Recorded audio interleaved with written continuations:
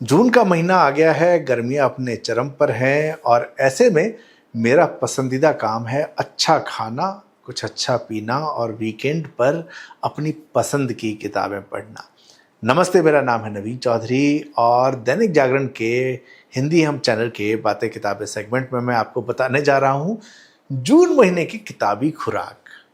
जून महीने में वो किताबें जो आ रही हैं विभिन्न प्रकाशकों के द्वारा विभिन्न विषयों पर, उनके बारे में हम इस सेगमेंट में आपको बताते हैं। तो हमारी पहली किताब है शिवना प्रकाशन की 44 पिंजरे तोड़ के भागा कैदी। हम साहित्यकार सबकी कहानियां लिखते हैं, लेकिन साहित्यकारों की भी तो अपनी एक कहानी होती है। ये जो किताब है, ये किताब एक साहित्यकार की कहानी है, एक आत्मकथा है और इसके राइटर हैं प्रबोध कुमार गोविल। प्रबोध जी की जो ये आत्मकथा है, ये साहित्य के गलियारों से घूमती है और लगभग 600 पेज का ये आत्मकथा है। बड़ी ईमानदारी से इसके अंदर उन्होंने अपने साहित्यकार बनने की कहानी को बताया है। और जैसा कि किसी भी प्रोफेशन में होता है कि छल प्रपंच राजनीति होती है, ऐसा साहित्य में भी होता है। तो बहुत ही ईमानदारी से, षड्यंत्रों से, उस छद्म से प्रबोध जी जो है वो हमें परिचित करवाते हैं। आत्मकथा की भाषा काफ़ी रोचक है, पढ़ेंगे तो मज़ा आएगा। अगली किताब जो है वो भी शिवना प्रकाशन से है। किताब का नाम है लीला। ये एक उपन्यास है और इसका सबटाइटल है इस उपन्यास का एक गाथा एक कुप्रसिद्ध इंदौरी औरत की। राइटर हैं लक्ष्मी शर्मा जी, जो कि जयपुर की रहने वाली हैं और उनका ये तीसरा उपन्यास है।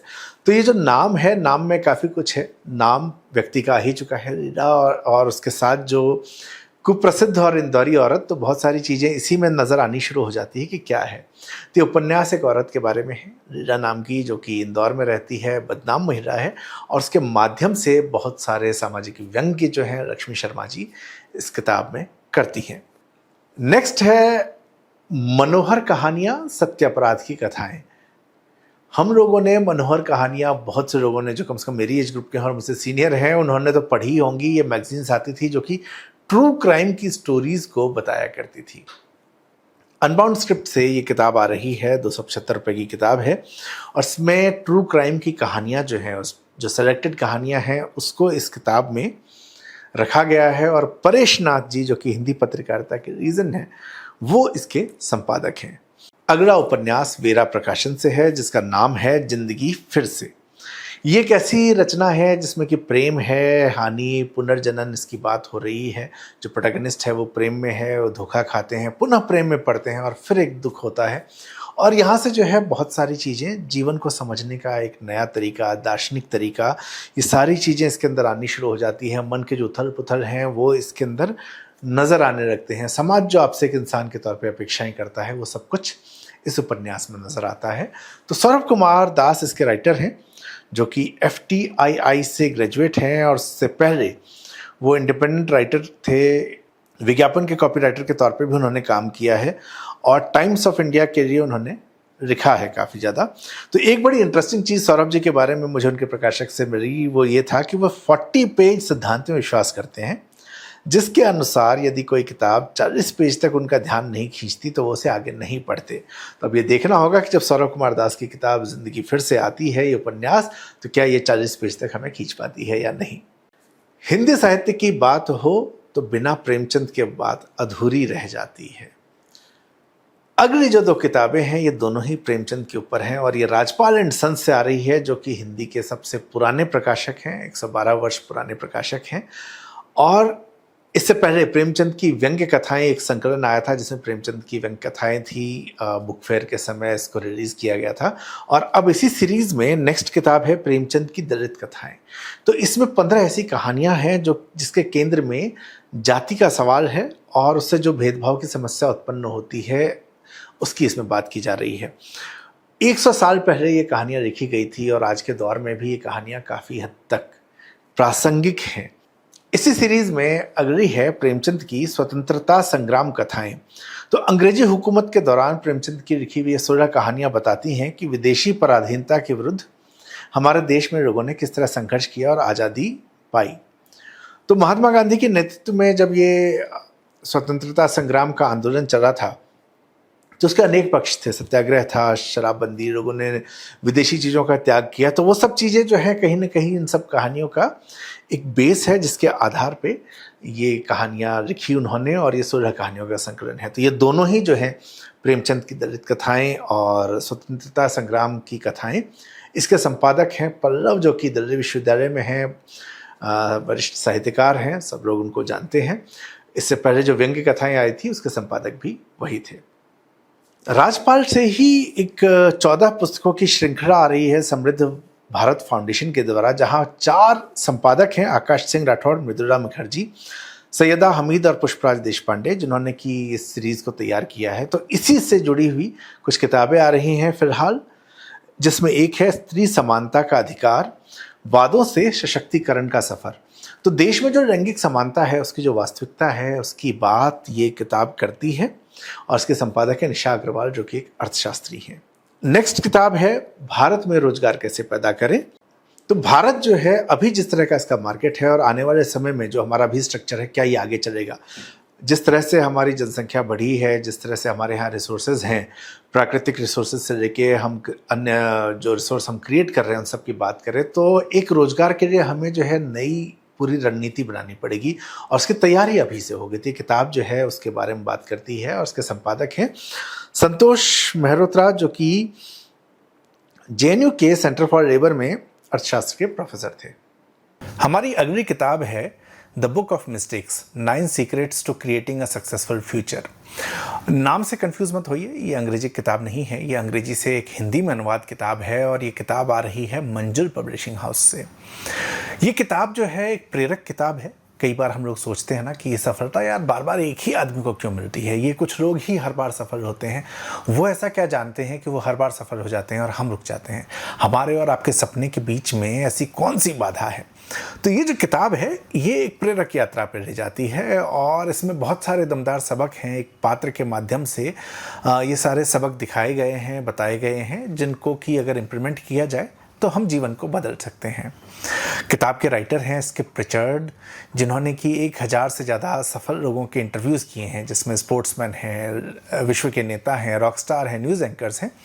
तो उन सबको स्टडी करके उन्होंने इस किताब को लिखा है। नेक्स्ट जो बुक है उसका नाम है माया लोक, AI का कल की स्वरूप। वर्चुअल रियलिटी के बारे में हम लोग जानते ही हैं, गेम्स तो आजकल चलते ही हैं, जहाँ पे कि आप एक गैजेट अपने ऊपर लगाते हैं और गेम खेलते हैं, वो सामने होता दिखता है।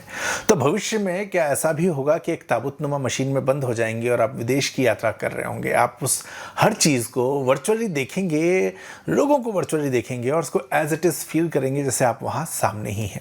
ये पॉसिबल है।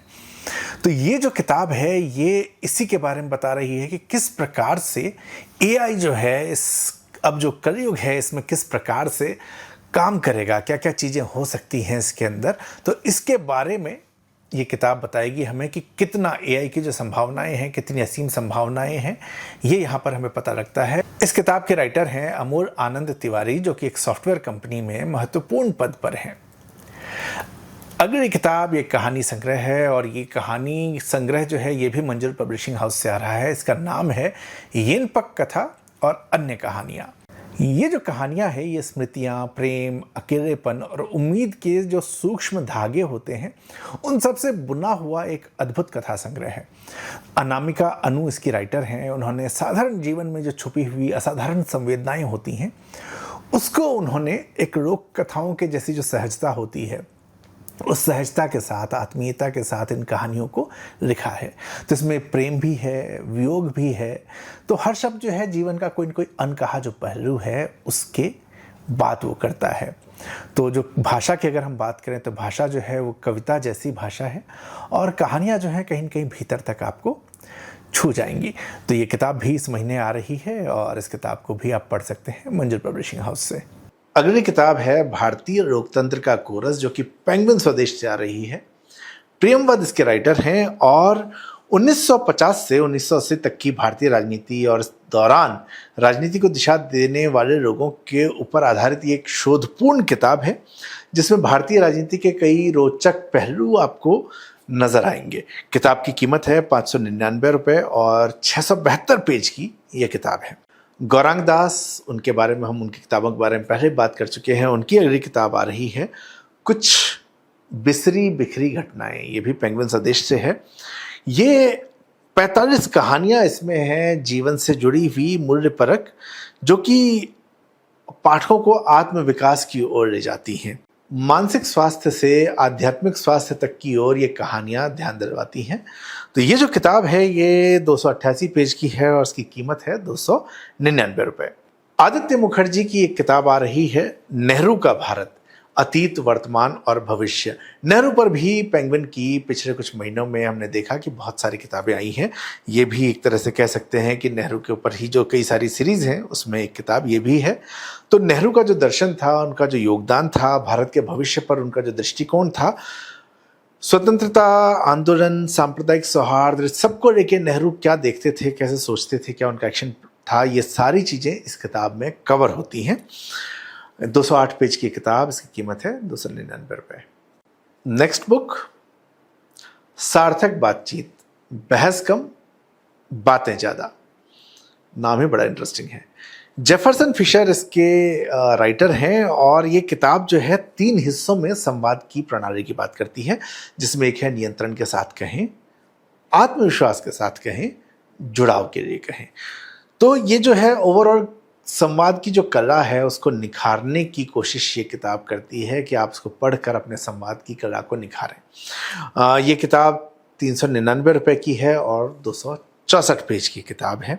अगली किताब है पीटर अटिया और बिल गिफर्ड की आउटलिव, लंबी आयु पाने की कला और विज्ञान।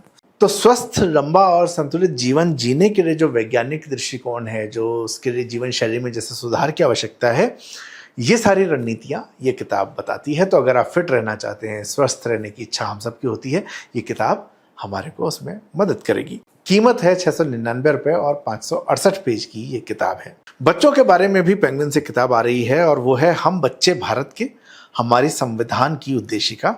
लीला सेठ इसकी राइटर हैं और बच्चों के लिए सरल भाषा में भारतीय संविधान की प्रस्तावना जो है वो रंगीन बुक के अंदर दी गई है। तो संविधान सभा के सदस्य कौन थे, संविधान निर्माण की प्रक्रिया क्या थी, इससे बच्चों को इस किताब के माध्यम से परिचित कराने का प्रयास किया जा रहा है। तो 42 पेज की किताब है और 250 रुपये इसकी कीमत है।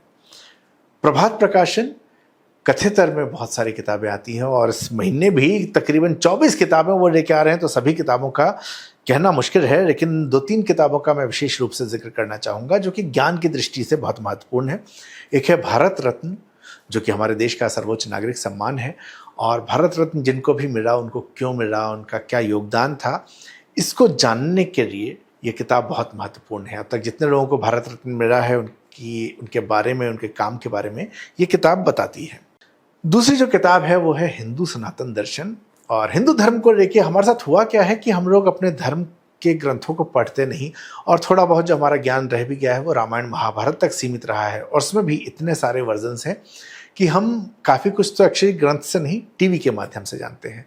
तो हिंदू सनातन दर्शन असल में है क्या, उपनिषद क्या कहते हैं, वेद क्या कहते हैं, इन सब का एक संकलन करके इस किताब को बनाया गया है, ताकि सरल भाषा में अगर आप जानना चाहें कि हिंदू सनातन दर्शन क्या है तो आप इस किताब को पढ़ें। विनीत अग्रवाल इसके राइटर हैं। इसके अलावा अगर रिसर्च बेस्ड कुछ बुक्स हैं तो मैं 2 किताबें और आपको बताऊंगा, सजेस्ट करूंगा। एक है छोटा नागपुर आंदोलन और महात्मा गांधी। निश्चित तौर पे जो इस विषय के ऊपर ही जिनका इंटरेस्ट होता है वही पढ़ना चाहेंगे, लेकिन ये किताब जो है बहुत अच्छी रिसर्च की किताब है और नीलिमा सिन्हा इसकी ऑथर हैं। अगली किताब है झारखंड आंदोलन और पत्र पत्रिकाएं। झारखंड जब बन रहा था उसका आंदोलन हुआ और उसको लेके बहुत सारे विचार चले, अखबारों मैगजीन्स ने बहुत सारी बातें कही। तो ये जो पूरा आंदोलन एक स्टेट को लेके चला है, कैसे वो अलग चला, कैसे विभिन्न प्रकार के विचार थे, मीडिया उसको किस रूप से देख रहा था, ये सब कुछ आपको इस किताब में नज़र आएगा। तो अगर आप भारत में राज्यों के निर्माण और आंदोलनों के बारे में जानना चाहते हैं तो झारखंड को लेकर स्पेसिफिकली ये किताब है जिसको आपको पढ़ना चाहिए। अनुज कुमार सिन्हा और अंजू कुमारी इस किताब के राइटर्स हैं। इसके अलावा और बहुत सारी किताबें हैं जिनके नाम मैं फटाफट पढ़ देता हूँ। एक है पराक्रम 1971 जो कि 71 के युद्ध पे है। दरोगा से डीसीपी एलन राव, ये ऑटोबायोग्राफी है। परदेसिया रीता कौशल की किताब है। भारतीय धरोहरों पर एक किताब आ रही है जिसका नाम ही भारतीय धरोहर है।